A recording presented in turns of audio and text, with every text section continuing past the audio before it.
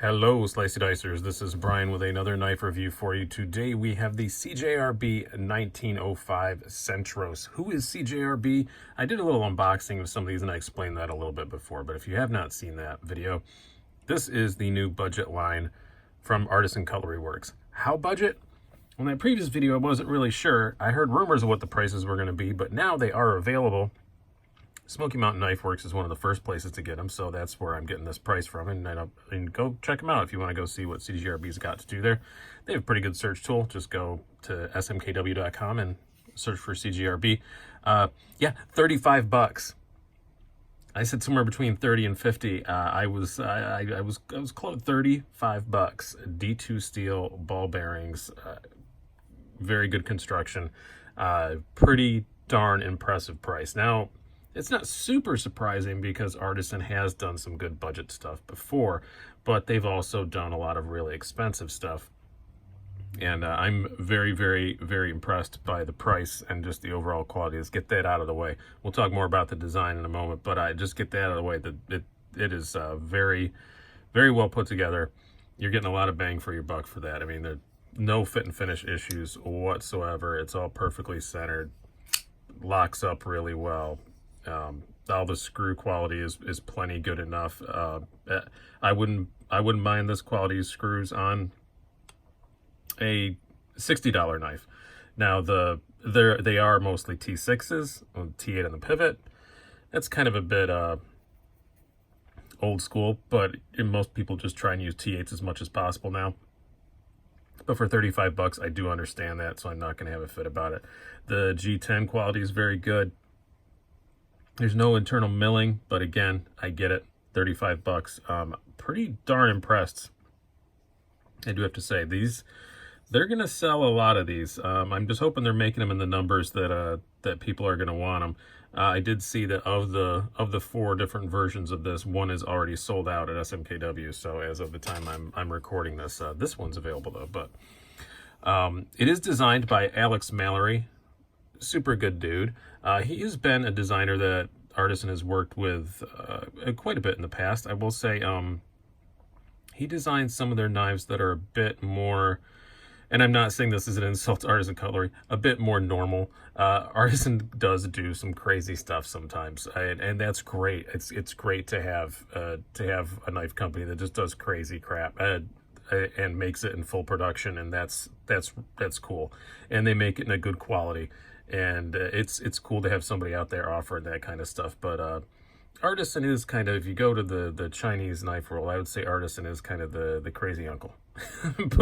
but they make some really cool stuff. I know Russell well. I think he would laugh if I said he was the crazy uncle. I think he would find that's funny. It's not meant to be an insult at all. But this is somewhat reminiscent of his Archaeo design. Some people say Archaeo, I say Archaeo, I don't know, potato. But it's somewhat reminiscent of that, but the main thing you're going to notice is something that I love is that it's thumb stud instead of a flipper. We'll talk more about that as we go on. Let's do some stats and size comparisons before I keep rambling on here. We have an overall length of 8.4 inches. Let me line this up against something. Blade length of 3.6 inches. You have a blade thickness of 0.12 inches. Handle thickness of 0. I don't remember. I lost that off my notes. Let's do that live. I'm not going to reshoot this, so we'll do it live. I was right. I remember correctly. 0.54 inches. So a little thicker than usual, but not dramatically so. And I think that's a good thing. We'll get to that in a little bit. And a weight of right about 4 ounces. So, and again, we're gonna double check that too, because my notes didn't save right. My program that I use is supposed to save across all my platforms, and it did not when I did that. Yeah, 4 ounces. Second guessing myself today, and I'm right on everything anyway. We'll do some size comparisons. We'll bring out our usual. We have your Spyderco Paramilitary 2. Pretty similar overall length. Honestly, this is the first time I put those two side by side. I kind of expected this to be a little bit longer, but it really isn't. Your Para 3. And then we're going to do kind of a unique well, one not unique and one kind of unique, but we'll explain. We'll bring out another thumb stud D2 knife. This is the, of course, the ubiquitous Ontario Rat Model 1. And since I feel like these guys are kind of gunning for Civivi, I do think that's kind of what they were thinking about. We'll put up the Civivi Insight. This is a more expensive knife. This is almost twice as much money, but still, this is one of Civivi's bigger knives. I don't have a Praxis here. That would be a better comparison. But you can see it's pretty long, but it's very slender and slim. It's got kind of that folding steak knife look. And as far as aesthetics go, that's up to you. But I kind of like it. I like it better than I liked it in the pictures. I will say that. In the pictures, I was like, I don't know. It looks kind of just long, thin, and stabby, and that's not always my thing. But this one, it does look a lot better in pictures. As far as this blade goes, I mentioned in the unboxing, it's a little thick behind the edge. Now, to qualify, it's 23 thousandths behind the edge. To qualify that, a year and a half ago, I don't think most people would have called that thick behind the edge, but everybody's been doing their grind so thin lately that you're used to seeing, you know, Civivis and stuff and Wii's down to routinely, you know, 14, 15 thousandths behind the edge all the time. And just everybody focusing on being really good slicers. But this is a little thicker. But a lot of Spydercos are still in that thickness range, so not going to have a huge fit about that. It does slice okay. Slice is fine. I think we've just been spoiled for choice as far as super thin slicers. Pretty thin blade stock, as I said, 0.12. So no worries there. It does have a really good tip on it. And this thing is a Pearson machine. I will say that. If there's stuff you want to poke into, yeah, this is your knife. It is great for that. Really, really good. The grind is very even and very good and very sharp, so I can't complain about that at all. Overall, I do like the blade. D2, I know Artisan's D2 was always tested pretty good. I would assume this is going to do the same.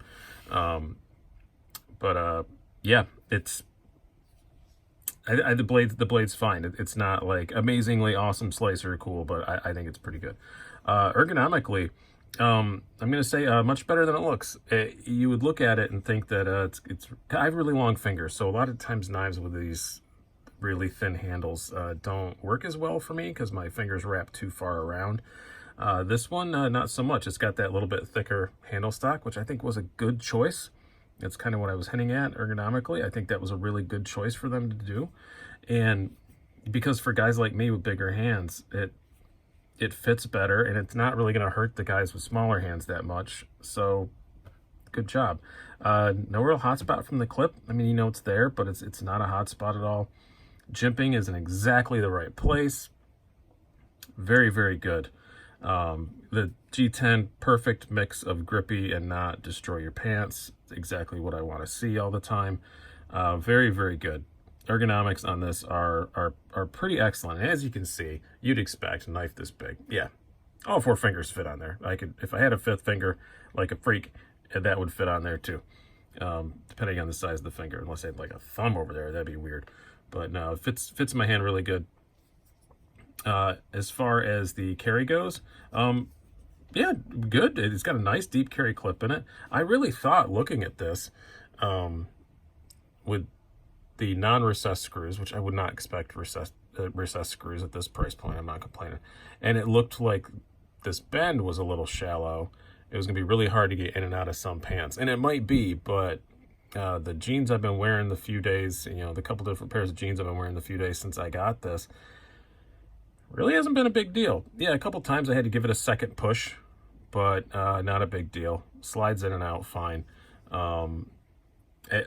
The clip is very shiny. Some people don't like having shiny clips, but it matches everything else, so I get it. And it's thin. There's no pocket pecker. There's no flipper tab. There's no nothing.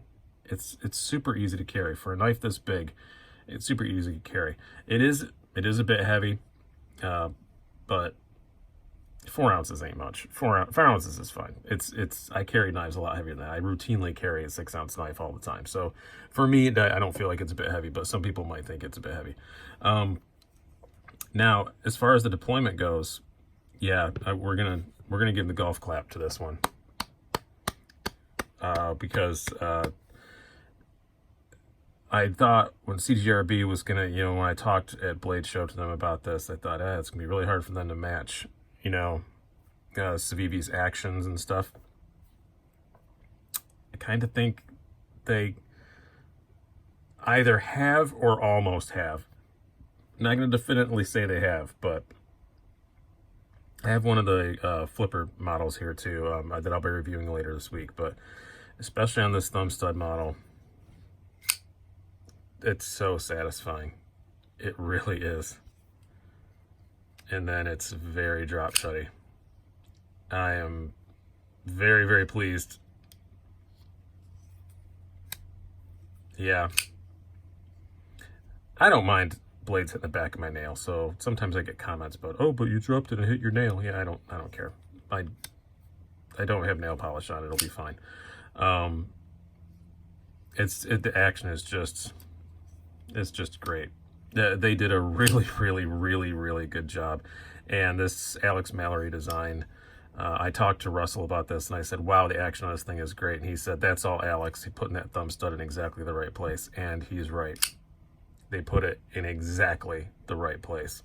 That's one of the most perfectly placed thumb studs I've ever seen.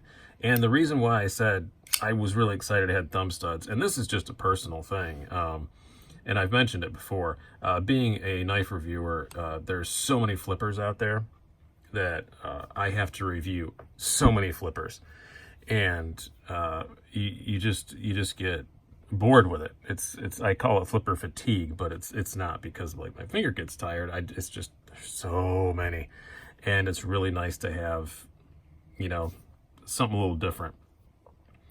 So my overall conclusion is, man, I hope you guys made a lot of these. That's all I'm going to say to CJRB is I hope you made a lot of them. There's some other models of theirs I'm going to be checking out shortly. I've got another one sitting here, the 1902. I don't remember what the name of it is. And that'll be coming up this week, and I'll be checking out others. But yeah, 35 bucks. Yeah, it's 35 bucks, unless you are just, morally, politically, patriotically opposed to buying stuff from China. Yeah, I can't see why you wouldn't take a look at some of their models. And if one of their designs remotely strikes you, purchase it, because they are very well made, and they're doing a really good job. I said quality's good. Everything seems great. They are working with a design. Not all their knives have a named designer. Some of them are just in-house designs, but they're collaborating with people. They're doing lots of stuff. So I was really surprised to see a collaboration on a $35 knife. That's kind of surprising too. I didn't mention that earlier, but normally collaborations always cost a little bit more. But yeah, great job, guys. Really liking this knife. You're probably going to see it in my top 10 budget knives of the year. I like it that much. So I hope you guys have enjoyed this. I've been Brian. Have a good one.